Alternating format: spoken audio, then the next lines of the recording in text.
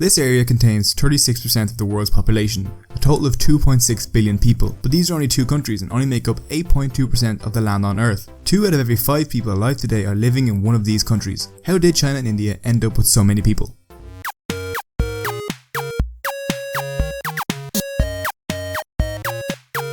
First, we'll take a look at their geographic location.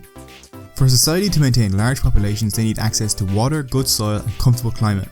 If you take a look at the world's major rivers, you can see that 10 are in a freezing environment, 5 are in a rainforest environment, which is not great for agriculture, and 4 were isolated from humanity, leaving 7 rivers that would allow for major civilizations to develop. 4 of these are in India and China. It is around these 7 rivers that the first civilizations start to spring up.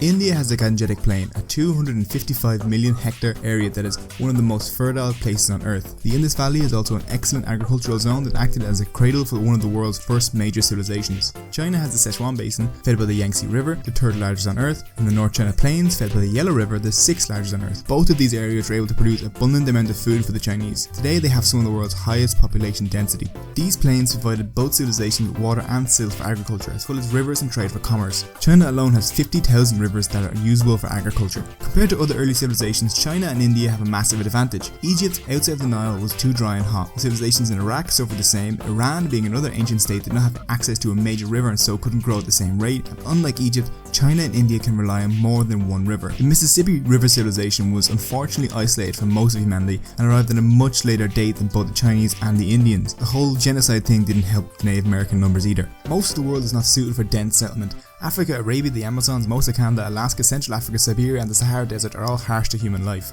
while Mexico, Central Asia and Australia do not have enough inland water to support large-scale agriculture.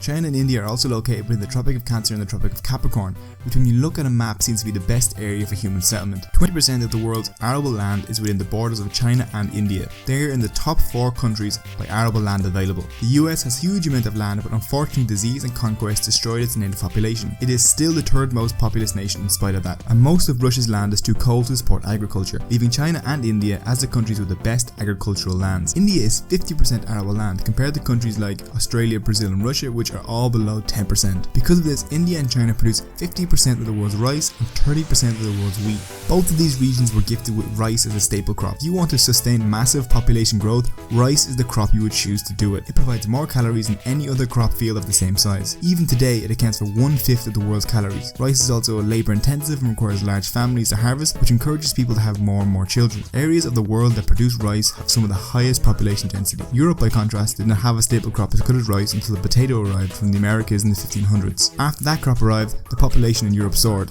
Well, until.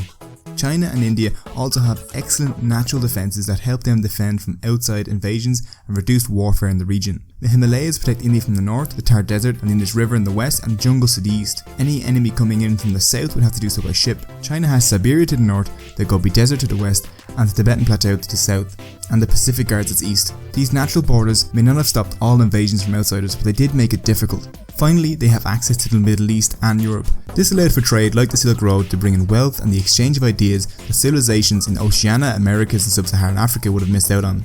China and India were both some of the first agricultural societies. They had a massive head start. They began to farm around 8 to 9,000 BC, and populations grew fast due to favourable conditions. The Indus Valley civilization in India grew rich off trade with Mesopotamia, and the population boomed due to abundant resources. China was constructing massive irrigation projects and canals to increase crop yields, while most of the world still relied on rainwater to hydrate their crops. Both China and India are prone to flooding, and to combat this, large-scale hydraulic projects were necessary. The organisation needed to pull off these massive projects to strengthen cultural ties within the countries. Both of these nations united under a single ruler early on, India by Ashoka in 250 BC and China later on in 200 BC by the Qin dynasty. This unity helped form the massive countries they are today, rather than the many smaller states that we would see in Europe. Populations of India and China continued to grow while Europe was set back by plagues. The plague of Justinian killed 50% of the population in the 6th century AD, and again in the 14th century the Black Death killed up to 50 million of Europe's suspected 80 million population. The Mongols as well wiped out 90% of the Iranian population and ravaged the rest of the Middle East and Asia. Both affected China, but it managed to recover faster while India escaped the wrath of the Khans. Unfortunately for the Native Americans, European conquest and disease would wipe out 90% of them. By the 17th century, the population of China was 150 million and India 100 million. For most of history, both of these nations have made up 60% of the world's population. India was the largest economy in the world in the ancient and medieval periods, containing up to a third of the world's wealth. The Industrial Revolution took hold in Europe first, and their populations soared. Between 1700 and 1900, Europe's populations grew from 100 million to 400 million. Medicine increased lifespan and decreased child deaths. The population of Britain increased from 10 million to 40 million in the 19th century. The United States saw its population grow from around 5.3 million in 1800 to 106 million in 1920. After modernization, birth rates fell and their population stabilized. Yet populations in Asia continued to grow as they industrialized later. When they finally did begin to industrialize, the populations in the already fertile regions began to skyrocket.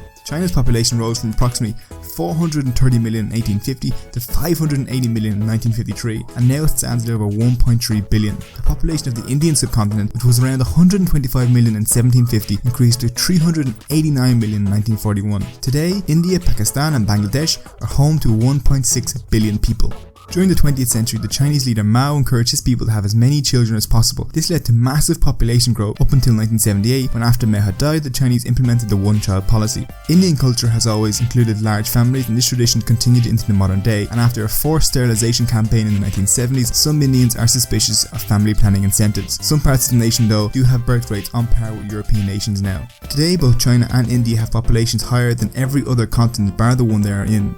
So that's it. The strategic locations of China and India, as well as the unique historical situations, set them up to be the most populated nations on Earth. I hope you enjoyed the video.